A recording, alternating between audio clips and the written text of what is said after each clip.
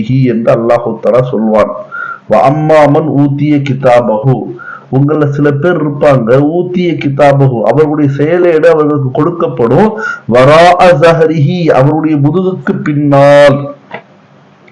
முதுகுக்கு பின்னாடி எப்படி தருவாங்க செயலேடு என்று பார்த்தால், சூரத்துல் ஹாக்கால 25வது வசனத்துல அல்லாஹு தஆலா இதனுடைய தஃப்சீரை, இதனுடைய விளக்கத்தை சொல்கின்றான்.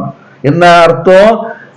இடது கையில் இடது புறத்தில் கெட்டவர்களுடைய செயலீடு கொடுக்கப்படும் அப்படின்னு இருக்குது. வலது புறத்தில் வலக்கரத்தில் நல்லோர்களுடைய ஆமால் நாமாவுடைய செயலேடுகள் கொடுக்கப்படும், கெட்டவர்களுக்கு இடது புறத்தில் இடது கையில் கொடுக்கப்படும். இந்த ஆயத்து என்ன சொல்கிறது? வரா ஜஹரிஹி அவருடைய முதுகுக்கு பின்னால் கொடுக்கப்படுகிறது சொன்னால், இடது புறத்திலும் இடது கரத்திலும் முதுகுக்கு பின்னால் கொடுக்கப்படும் என்பதாக இன்னும் அதிகமாக ஒரு விஷயத்தை அல்லாஹு தஆலா சொல்லுகின்றார் என்ற விஷயத்தை இங்கே நாம் விளங்க வேண்டிய ஒரு விஷயமாக இருக்கிறது.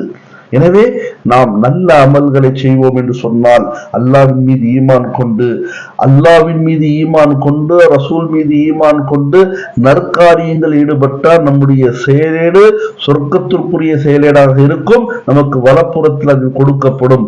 ஆனால் நவுசு பில்லா லயாது பில்லா நாம் தவறு செய்யக்கூடியவர்கள் ஆகிவிடுவோம் என்று சொன்னால், இடது புறத்தில் இடது கையில் அது நம்முடைய முதுகுக்கு பின்னால் கொடுக்கப்படும் என்பதையே சுட்டி காட்டுகிறது.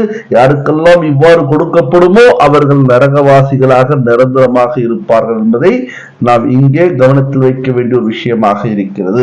அடுத்தது பார்த்தீங்கன்னா, அல்லாஹு தஆலா வல்லைல் சில விஷயங்கள் மீது சத்தியம் செய்வான் இதே சூறால.